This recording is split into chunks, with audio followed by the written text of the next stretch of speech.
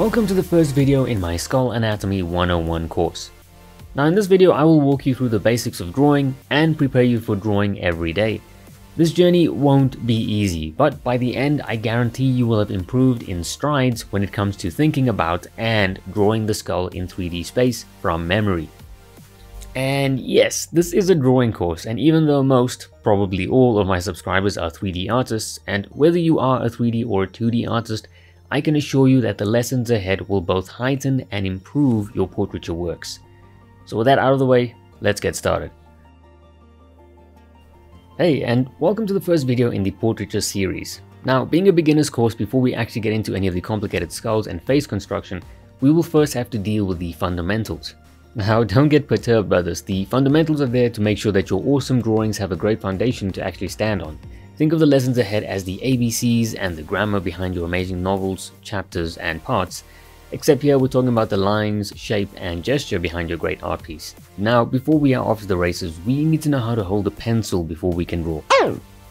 Oh yeah, sure, cause I don't know how to hold a pencil.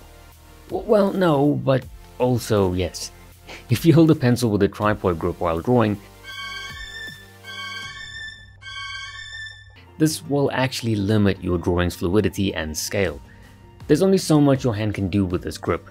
It's great for writing and smaller details, but if we use the overhand grip on the other hand, we can make use of the entire arm. Your shoulder and elbow are doing a lot of the work here while your wrist is pretty much locked. This type of grip certainly takes getting used to, and the exercises ahead will definitely help you out with that, so fear not. And one more tip before drawing. Try to get into the habit of positioning your eyes perpendicular to the drawing surface you are facing. This will prevent any distortion from happening when drawing. It's small, but you can try it for yourself. If you have a sketchbook or drawing tablet, try placing it at a different angle from the subject or screen you are facing. It's actually a lot harder to draw something that's at a different angle. Okay, now let's finally get you guys to the drawing part.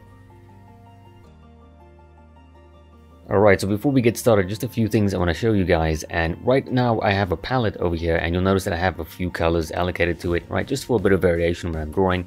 That way I can just quickly select it and then start drawing with that, and that's no problem, just a few of them, right, just to keep it a little bit varied. And what I also like to do with my pen settings, right, with my digital pens, I like to pull this one up from the midground, right, that's a good level for me. If you pull it all the way to hard, remember you have to press a lot harder to actually draw a line, and that can be kind of damaging to your nibs, so do be careful with that. And of course, if you go all the way to soft, right, that'll be a little too much, so what I like to do is again go to the middle and then one up from the middle, and that's just kind of how I like to set up my digital pens. Okay, and now if you're using the traditional pencil, I would recommend sticking to HB, 2B preferably, or even using 2H if you're having trouble with some of the lighter lines. Now another good choice would be the woodless graphite pencils, as these are great for thicker, fuzzier lines. They're also quite messy when sharpening, so do watch out for that. And finally, I would avoid using clutch pencils, as these don't offer too much freedom with line variations and experimentation. So when in doubt, just stick to the OGs, the HBs and the 2Bs. Alright, and as for sketchbooks, I would recommend using a plain old A4 sized sketchbook or a drawing pad. Most of the drawings we do will be quick sketches that don't need to be drawn on some type of fancy toned paper. I would also stay away from the smaller palm-sized sketchbooks. These are a little too small for the lines and shapes we want to achieve. But if it's all you have, it's better than nothing. Although for next time I would recommend that you try and get a sketchbook, A4 size, or just use the regular old printing paper, again A4 sized. Okay, so up next let's go to File, New, just so we can create a new document, and let's go to Custom, and instead I want to choose the Web. Okay, this time we can select the 2K size, so the iMac 27. I just like to work with that, it's a good size. You can stick to 1080p if you want. We can also name this, so basic warm-ups in this case. And I also like to change the background color. In this case, something just a little bit between black and white, so a little bit pink as well thrown into that. That's just so I can wash out all the white, so we don't have any of that in the way. Something that I also like to do is use the sketch brushes. So in this case, I've got Sketch Long, Sketch Default. I kind of use these brushes. They're actually free, so I'll give you guys a link to this.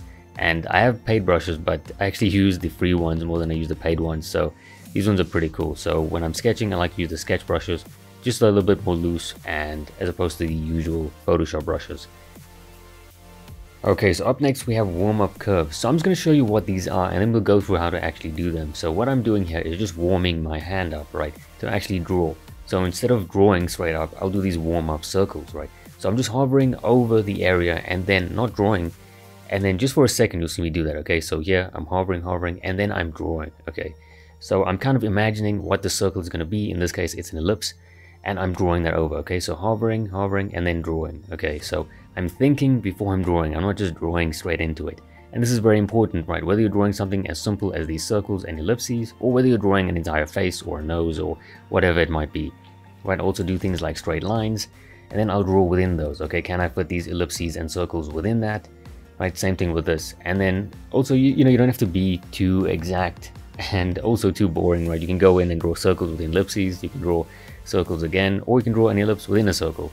I know that's not too exciting, but the whole idea here is to warm your hand up. Again, I'm using my shoulder for this, my shoulder, elbow, and my wrist is pretty much locked, okay? I'm not really moving my wrist too much. Same thing with the straight lines.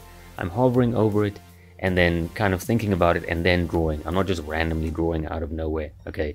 Another cool thing that you can do is put two dots, okay, and then in between that you can draw a straight line, okay? See if you can draw a straight line in between those. That's also a good exercise. Alright, and while we're on the subject, how to not draw ellipses, okay? So one way that people draw ellipses is they'll draw a sort of curved line and they'll stop, and then they'll draw another curved line to join it, and you've got like this eye sort of thing. That's wrong, right? Another thing they'll do is draw it very round and then a straight line and another round line like a hot dog almost. That's also wrong. Again, what you want to do is hover over the surface, right, nice and loose, and then draw it down, okay? It is the same distance, right, from left to right, and then top and down is another symmetrical, right? So it's symmetry from left to right and then symmetry from top to bottom. So that's kind of what I'm doing here, and I'm thinking about that and I'm drawing that. And again, this is going to take you some time to get used to, so practice, right? This will take you quite a while to get used to. So we've talked about how to draw lines and what to do when holding the pencil, and that's great, but there are certainly ways of drawing lines that can detract from a picture's line quality and accuracy. One such technique is the mini sketchy thing beginners do.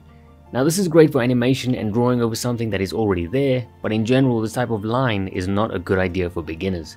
Again, we want confident, smooth lines that flow into one another. These sketchy lines usually look unsure and nervous when drawn by beginners who don't know how lines work. The other no-no is trying to draw the entire outline of the picture without actually lifting the pen off the drawing surface. This might seem like a good idea, but trying to capture all these lines, gestures, and rhythms just isn't viable with this technique. After you've established a good sketch with great gesture, you can come back in and use deliberate strokes with the tripod grip no less to outline the picture, giving the illusion of one continuous stroke. And another thing that beginners do, and it's not really the type of line that they use, it's more the connection of lines, and that's the lack of connection of lines. So what they'll do when they're drawing a box is, instead of actually connecting all the corners, they'll kind of leave them empty and spaced out. I don't know why this happens, I don't know why beginners do it, I don't know the psychology behind it, but I do know that they don't like to connect lines. If you're going to be drawing thousands of lines, connect the lines. If they don't match up, it's okay. You're going to do another one, you're going to do 1,000 more boxes, you're going to do 1,000 more lines, and if they don't match up, it's okay, but just make sure that you actually connect your lines. They need to be connecting to something. Having all these lines floating apart does not do you any justice for your drawing, and it certainly doesn't bring any cohesive whole to your drawing either. So this is something you're going to have to avoid and really get used to not doing. Now this will not only give you confident lines, but it'll also boost your confidence when you're drawing. So this is great for beginners, and as you get used to using the pen, you can come in and kind of do sketchy lines, you can do continuous lines, you can kind of do whatever you want when you get the confidence. But for now, we're going to try and avoid these two types of lines. Alright, so part 2, controlling values and line weight. Now values refer to how light or how dark something is. In this case, we have two value scales, one running from dark to light and 0 to 10, and another running from light to dark and 1 to 9. So which one is correct? Well, they both are. They both divide the gradient of values into a few readable blocks of value, and they both do a good job of simplifying something complicated. Now I personally prefer the top scale running from dark to light, and this is probably because I'm right-handed, and also because I was taught that, but it's comfortable for me to draw from left, moving to the right. So as long as it works, use either one, but be consistent. So next time you hear someone saying something's local value is dark, it means the object is overall darker. while a light local value will mean the object is overall lighter. Line weight, on the other hand, is just the thickness and value assigned to a line. There are other factors of course, but for the sake of simplicity, let's just keep these two things in mind. How thick and dark a line is conveys the weight of a line, while the value is just how dark or light something is based on its local color.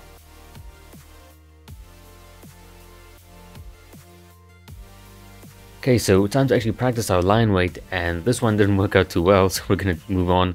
What I'm going to do next is just attribute just a little bit more pressure to my pen on some areas. So in this case, we're doing the bottom right. So as you can see, the line weight, okay, and the value are just a little bit darker. So again, attributing just a little bit more pressure on my pen and just drawing towards the right, or in this case, the left. And right, these areas are a little bit darker or a little bit lighter, and this will just really help us convey that this area is closer to us or further from us. And we'll be putting all this together, and you'll see at the end of the video what I'm doing with all of this. But again, this is great practice because you're always going to be drawing circles or spheres or ellipses, especially with skulls, right? The whole idea of this course is to draw skulls, right? Draw faces. And as you can see with this one, I'm attributing way more pressure, right? So it almost looks invisible on that line, right? Same thing on this one. So again, just varying up the pressure that you use while you're drawing. That'll really help convey certain areas and bring them forward or push them back. Just practicing these will be a ton of help. Okay, and up next, straight lines. So just like we did with the circles and the ellipses, the same thing is going to happen here. I'm just going to hover over an area, kind of imagine what I'm trying to draw, and then actually put the pen down to draw. Okay, I'm not just drawing haphazardly. I'm thinking about what I'm drawing, okay, a straight line moving diagonally in this case, and I'm just kind of hovering over, right, just ghosting it in, and then drawing, okay. And if you get it wrong, that's okay. You're going to be drawing thousands of lines for your practice and your warm-ups. So again, using my shoulder, using my elbow, and kind of keeping my hand locked, okay, my wrist. You can move it a little bit, but for the most part, you're moving your shoulder and your elbow. Same thing here, right? Vertical lines now. Again, hovering over it and then just drawing, okay. Kind of thinking about what I want with the length, with the thickness, right? With the line weight, all that type of stuff. Okay, I'm thinking about that. And you can see they're all pretty much the same here. I haven't really varied the weight too much. And again, we're not really practicing that. We're just practicing getting the same lines. And again, right, just doing that.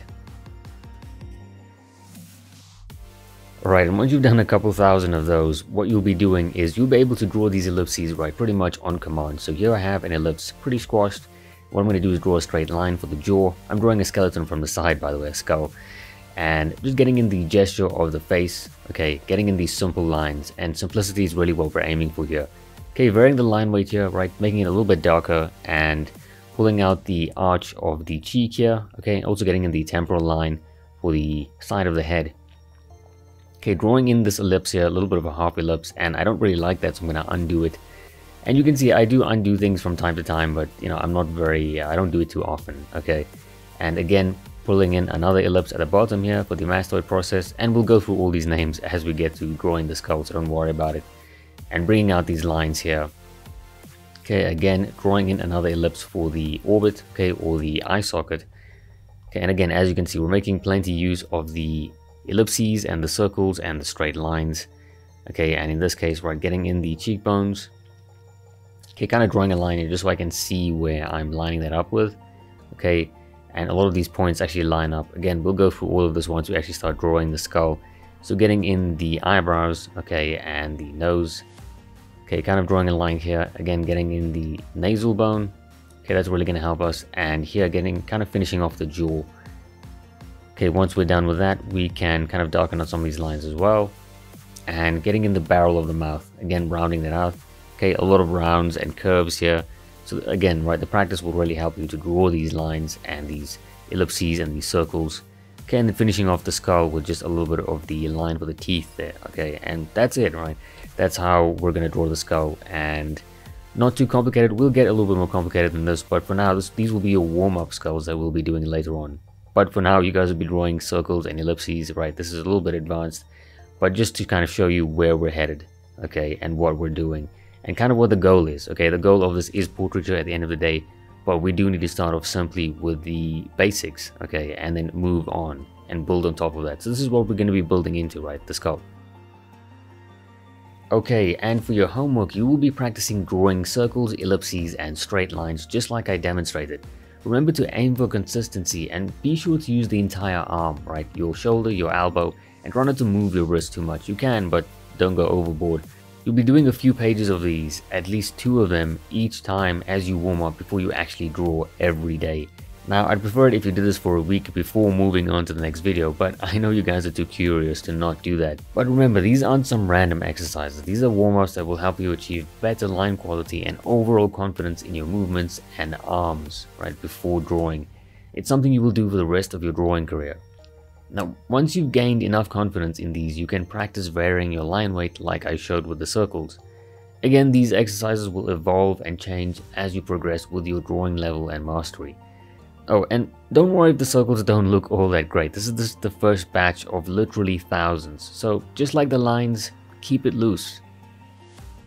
And hey, that's it. Now thanks for joining me on this free version of the course. If you did enjoy what you saw here, you can check out the paid version down below. And don't forget to make use of my website for these sculpt templates and breakdowns. And also don't forget to post your work online under the hashtag Thavolan, or you can @ me at Thavolan on Twitter and @Thavolan3D on Instagram. All the links can be found below, and depending on the number of submissions, I'll try and get some critique videos out of them as well. I'll see you in the next one.